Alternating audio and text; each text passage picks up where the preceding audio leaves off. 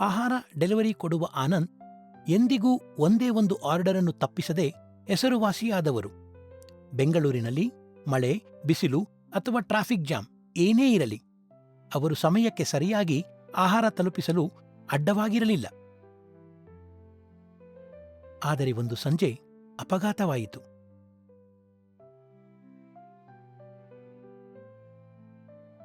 ಎರಡು ವಾರಗಳ ಕಾಲ ಐಸಿಯುನಲ್ಲಿ, ನಂತರ ವಾರ್ಡ್ನಲ್ಲಿ ಇನ್ನಷ್ಟು ದಿನಗಳು ಕಳೆದು ಈಗ ಮನೆಯಲ್ಲಿ ಚೇತರಿಸಿಕೊಳ್ಳುತ್ತಿದ್ದಾರೆ.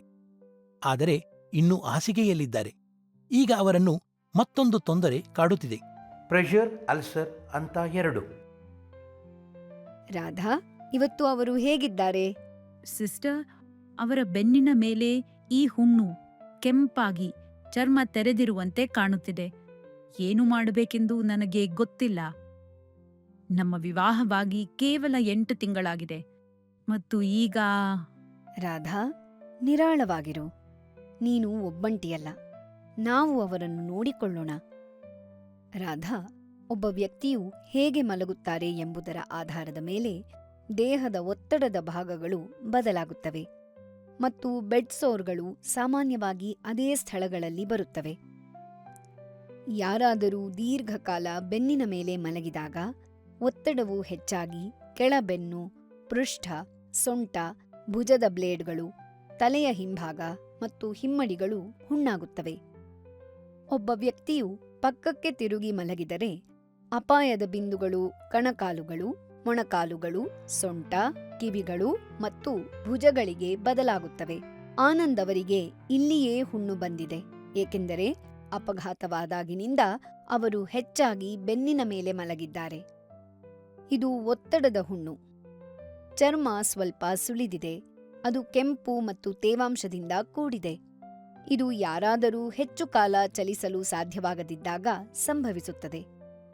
ಪರ್ವಾಗಿಲ್ಲ ಆನಂದ್, ನಾವು ನಿಮ್ಮನ್ನು ಆರಾಮವಾಗಿಡಲು ಪ್ರಯತ್ನಿಸುತ್ತೇವೆ. ರಾಧಾ, ಅವನ ಚರ್ಮವು ನಮಗೆ ಒಂದು ಕಥೆಯನ್ನು ಹೇಳುತ್ತಿದೆ.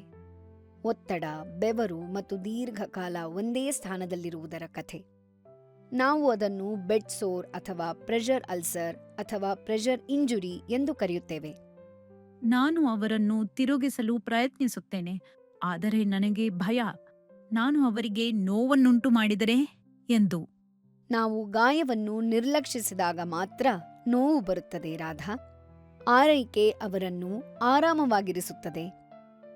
ಪ್ರತಿ 2 ಗಂಟೆಗಳಿಗೊಮ್ಮೆ ನಾವು ಅವರ ಮಲಗುವ ರೀತಿಯನ್ನು ಬದಲಾಯಿಸೋಣ. ಎಡ, ಬಲ, ಹಿಂದೆ, ಗಡಿಯಾರದ ಮುಳ್ಳುಗಳಂತೆ. ಇದು ರಕ್ತದ ಹರಿವಿಗೆ ಸಹಾಯ ಮಾಡುತ್ತದೆ ಮತ್ತು ಗಾಯವು ಉಲ್ಬಣಗೊಳ್ಳುವುದನ್ನು ತಡೆಯುತ್ತದೆ. ಹಾಸಿಗೆಯಲ್ಲಿ ಸುಕ್ಕುಗಳು ಬರದಂತೆ ನೋಡಿಕೊಳ್ಳಿ. ಇಲ್ಲಿ ನೋಡಿ, ಯಾವುದೇ ಭಾಗದಲ್ಲಿ ಚರ್ಮ ಕೆಂಪಾಗುವುದನ್ನು ನೀವು ಗಮನಿಸಬೇಕು. ಕೆಂಪಾಗುವುದು ಹಂತ 1ರ ಸೂಚನೆ. 2ನೇ ಹಂತ, ಚರ್ಮವು ಒಡೆಯುತ್ತದೆ. ನಂತರ ಆಳವಾದ ಹುಣ್ಣು ಸ್ನಾಯುಗಳಿಗೆ ಹರಡುತ್ತದೆ. ಅದು 3ನೇ ಹಂತವಾಗುವುದು. ನಾವು ಸರಿಯಾದ ಆರೈಕೆ ನೀಡದಿದ್ದರೆ ಅದು ಮೂಳೆಗಳಿಗೆ ಹರಡುತ್ತದೆ. ಇದು 4ನೆಯ ಹಂತ. ಮೂಳೆಯೇ? ಪ್ರೀತಿ ಮತ್ತು ಸರಳ ವಿಧಾನಗಳಿಂದ ನಾವು ಈಗ ಆರೈಕೆಯನ್ನು ಪ್ರಾರಂಭಿಸೋಣ. ಮೊದಲು ನಾವು ಅವರನ್ನು ಸ್ವಚ್ಛ ಮಾಡಿ ಒರೆಸೋಣ. ಬೆವರು, ಮೂತ್ರ, ಮಲ ಯಾವುದರಿಂದ ಒದ್ದೆಯಾದರೂ ಚರ್ಮವನ್ನು ಹೆಚ್ಚು ನೋಯಿಸುತ್ತದೆ. ಹಂತ 2ಕ್ಕೆ ಸೌಮ್ಯವಾದ ಶುಚಿಗೊಳಿಸುವಿಕೆ, ನಂತರ ಸ್ಟೆರೈಲ್ ಡ್ರೆಸ್ಸಿಂಗ್. ಸಲೈನ್ನಿಂದ ಶುಚಿಗೊಳಿಸಿದ ನಂತರವೂ ವಾಸನೆ ಇದ್ದರೆ ಚಿಂತಿಸಬೇಡಿ. ನಾವು ಮೆಟ್ರೋನಿಡಜೋಲ್ ಜೆಲ್ ಅಥವಾ ಇದ್ದಿಲು ಡ್ರೆಸ್ಸಿಂಗ್ಗಳನ್ನು ಬಳಸಬಹುದು. ತುಂಬಾ ಬಿಗಿಯಾಗಿ ಅಲ್ಲ. ಚರ್ಮವು ಉಸಿರಾಡುವ ಅಗತ್ಯವಿದೆ. ವೈದ್ಯರು ಅನುಮತಿಸಿದರೆ ಮಾತ್ರ ರಾತ್ರಿಯ ಸಮಯ ನಾವು ಹುಣ್ಣನ್ನು ತೆರೆದಿಡುತ್ತೇವೆ. ನಾನು ನೆನಪಿನಲ್ಲಿಟ್ಟುಕೊಳ್ಳುತ್ತೇನೆ ಸಿಸ್ಟರ್. ಗುಣಪಡಿಸುವುದು ಒಳಗಿನಿಂದ ಪ್ರಾರಂಭವಾಗುತ್ತದೆ. ಉತ್ತಮ ಆಹಾರವು ಚರ್ಮವನ್ನು ಗುಣಪಡಿಸುತ್ತದೆ ರಾಧಾ. ಹಾಲು, ಸಾಧ್ಯವಾದರೆ ಮೊಟ್ಟೆ, ಬೇಳೆ, ತರಕಾರಿಗಳು ಇತ್ಯಾದಿಗಳನ್ನು ನೀಡಬಹುದು. ಇಡೀ ದಿನ ಯಾವಾಗಲೂ ಬೈಕ್ನಲ್ಲಿ ತಿರುಗಾಡುತ್ತಿದ್ದರು. ಅವರು ಎಂದಿಗೂ ವಿಶ್ರಾಂತಿ ಪಡೆಯಲಿಲ್ಲ. ಇದರಿಂದ ಈಗ ಎಲ್ಲವೂ ಬದಲಾಗಿದೆ. ಹೌದು, ಆದರೆ ಕೆಲವು ವಿಷಯಗಳು ಬದಲಾಗಿಲ್ಲ. ನಿನ್ನ ಪ್ರೀತಿ ರಾಧಾ, ಅದು ಇನ್ನೂ ಅವರ ಪ್ರಬಲ ಔಷಧ. ಒತ್ತಡದ ಹುಣ್ಣುಗಳು ಕೇವಲ ಗಾಯಗಳಲ್ಲ, ಅವು ನೆನಪುಗಳಾಗಿವೆ. ಅನಾರೋಗ್ಯದಲ್ಲೂ ದೇಹಕ್ಕೆ ಚಲನೆ, ಸೌಕರ್ಯ, ಘನತೆ ಬೇಕು. ಇದು ರಾಧಾರವರು ನೀಡಿರುವ ಆರೈಕೆಯಿಂದ, ಯಾವುದೇ ತರಬೇತಿ ಇಲ್ಲದೆ, ಶಾಲಾ ಶಿಕ್ಷಣವಿಲ್ಲದೆ, ಕೇವಲ ಪ್ರೀತಿಯಿಂದ ಇವೆಲ್ಲವನ್ನೂ ಮಾಡಬಹುದೆಂದು ತೋರಿಸಿದ್ದಾರೆ. ಪ್ರತಿಯೊಂದು ಸೌಮ್ಯ ತಿರುವಿನಲ್ಲಿ, ಪ್ರತಿ ಶುದ್ಧ ಬದಲಾಯಿಸಿದ ಬೆಡ್ಶೀಟ್ನಲ್ಲಿ ಆರೈಕೆದಾರರು ಆರೈಕೆ ಮಾತ್ರವಲ್ಲದೆ ಬದಲಿಗೆ ಭರವಸೆಯನ್ನು ನೀಡುತ್ತಾರೆ.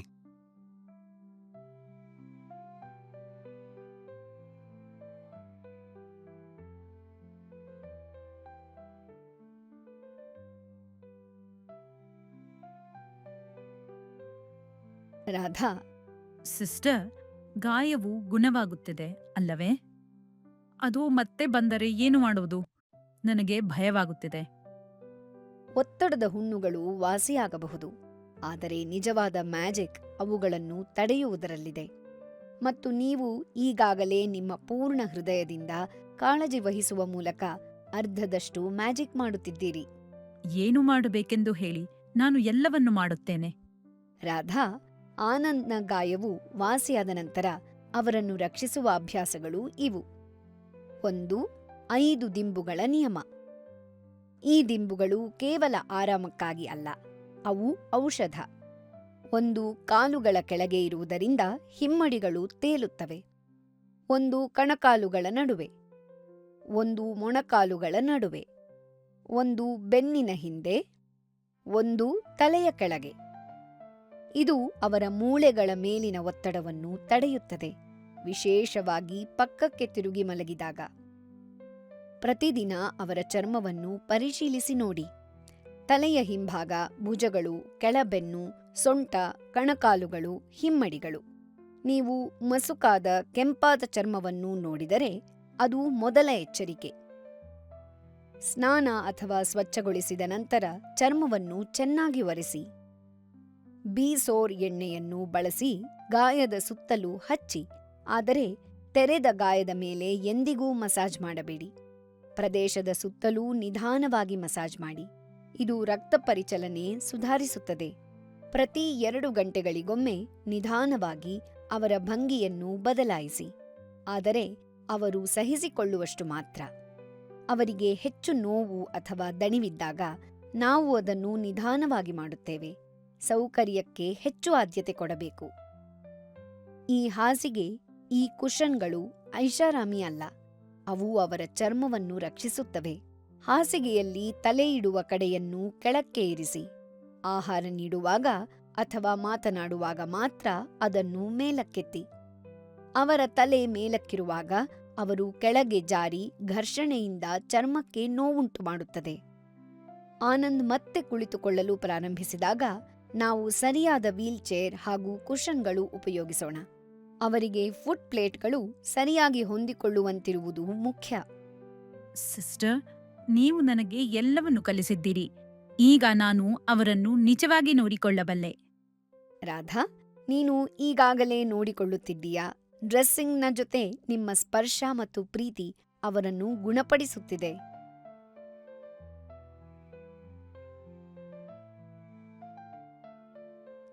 ಸಿಸ್ಟರ್, ವೈದ್ಯರು ಅವರನ್ನು ಸ್ವಲ್ಪ ಚಲಿಸಲು ಪ್ರಾರಂಭಿಸಬೇಕೆಂದು ಹೇಳಿದರು.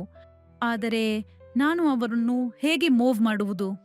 ನಾನು ಅವರನ್ನು ಬೀಳಿಸಿದರೆ? ರಾಧಾ, ನೀನು ಅವರನ್ನು ಬೀಳಿಸುವುದಿಲ್ಲ. ನಾವು ಅದನ್ನು ಒಟ್ಟಿಗೆ ಮಾಡೋಣ, ನಿಧಾನವಾಗಿ, ಸುರಕ್ಷಿತವಾಗಿ. ರಾಧಾ, ಮೊದಲ ನಿಯಮ, ಎಂದಿಗೂ ಆತುರ ಪಡಬೇಡ. ಅವರು 1 ನಿಮಿಷ ಕುಳಿತುಕೊಳ್ಳಲಿ. ಕೆಲವೊಮ್ಮೆ ನಾವು ಸ್ಥಾನ ಬದಲಾಯಿಸಿದಾಗ ತಲೆ ತಿರುಗುವಂತೆ ಅನಿಸುತ್ತದೆ.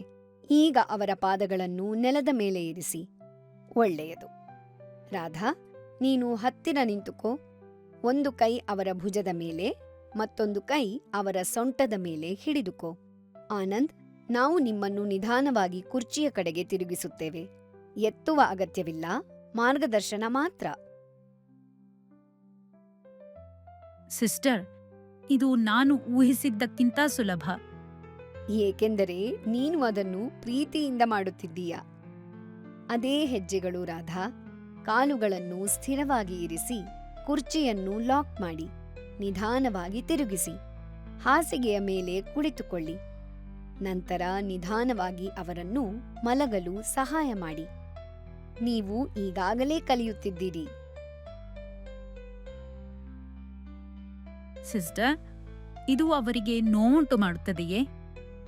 ನಾವು ಅವರಿಗೆ ನೋವುಂಟು ಮಾಡುವ ಯಾವುದನ್ನೂ ಮಾಡುವುದಿಲ್ಲ. ಇವು ರೇಂಜ್ ಆಫ್ ಮೋಷನ್ ವ್ಯಾಯಾಮಗಳು. ನೀವು ನಿಧಾನವಾಗಿ ಅವರ ಕೀಲುಗಳನ್ನು ಸರಿಸಿ, ಆದ್ದರಿಂದ ಅವು ಗಟ್ಟಿಯಾಗುವುದಿಲ್ಲ. ತೋಳನ್ನು ಬಗ್ಗಿಸಿ ನೇರಗೊಳಿಸಿ, ಚೆನ್ನಾಗಿ ಮತ್ತು ನಿಧಾನವಾಗಿ, ಇದರಂತೆ. ಮಣಿಕಟ್ಟನ್ನು ಮೇಲಕ್ಕೆ, ಮಣಿಕಟ್ಟನ್ನು ಕೆಳಕ್ಕೆ. ನಂತರ ನಿಧಾನವಾಗಿ ವೃತ್ತಾಕಾರವಾಗಿ ಮತ್ತು ಅಂಗೈಯನ್ನು ಮೇಲಕ್ಕೆ ಮತ್ತು ಕೆಳಕ್ಕೆ. ಮೃದುವಾದ ಮುಷ್ಟಿಯನ್ನು ಮಾಡಿ, ನಂತರ ತೆರೆಯಿರಿ. ಬೆರಳುಗಳನ್ನು ಹರಡಿ, ಅವುಗಳನ್ನು ಹಿಂದಕ್ಕೆ ತನ್ನಿ. ಕಾಲನ್ನು ನಿಧಾನವಾಗಿ ಮೇಲಕ್ಕೆತ್ತಿ, ನಂತರ ಮೊಣಕಾಲನ್ನು ಎದೆಯ ಕಡೆಗೆ ಬಗ್ಗಿಸಿ. ಅವರಿಗೆ ಸರಿ ಅನಿಸುವವರೆಗೆ ಮಾತ್ರ. ಪರವಾಗಿಲ್ಲ ರಾಧಾ, ನೋವು ಬಂದಾಗ ನಿಲ್ಲಿಸು, ಮತ್ತು ನಾವು ಯಾವುದನ್ನೂ ಒತ್ತಾಯಿಸುವುದಿಲ್ಲ. ಇದು ಸೊಂಟದ ಅಬ್ಡಕ್ಷನ್ ಮತ್ತು ಅಡಕ್ಷನ್. ಕಾಲ್ಬೆರಳುಗಳನ್ನು ಕೆಳಗೆ, ಕಾಲ್ಬೆರಳುಗಳನ್ನು ಮೇಲಕ್ಕೆ, ಸಣ್ಣ ವೃತ್ತಗಳು. ನಂತರ ಕಾಲ್ಬೆರಳುಗಳನ್ನು ನಿಧಾನವಾಗಿ ಬಗ್ಗಿಸಿ. ರಾಧಾ, ಈ ವಿಷಯಗಳನ್ನು ಯಾವಾಗಲೂ ನೆನಪಿಡಿ. ಅವರಿಗೆ ನೋವು ಅನ್ನಿಸಿದರೆ ನಿಲ್ಲಿಸಿ. ನಿಧಾನವಾಗಿ ಚಲಿಸಿ. ಕೀಲುಗಳನ್ನು ಎಂದಿಗೂ ತಳ್ಳಬೇಡಿ. ಯಾವಾಗಲೂ ಅಂಗವನ್ನು ಬೆಂಬಲಿಸಿ. ಪ್ರತಿರೋಧದ ಹಿಂದೆ ಎಂದಿಗೂ ತಳ್ಳಬೇಡಿ. ವ್ಯಾಯಾಮದ ಮೊದಲು ಬೆಚ್ಚಗಿನ ಟವಲ್ ಸ್ನಾಯುಗಳನ್ನು ವಿಶ್ರಾಂತಿ ಮಾಡಲು ಸಹಾಯ ಮಾಡುತ್ತದೆ. ಸಾಧ್ಯವಾದರೆ ದಿನಕ್ಕೆ 2 ಬಾರಿ ಇದನ್ನು ಮಾಡಿ. ನೀವು ಮತ್ತೆ ನಡೆಯುವವರೆಗೂ ನಾನು ಏನು ಬೇಕಾದರೂ ಮಾಡುತ್ತೇನೆ.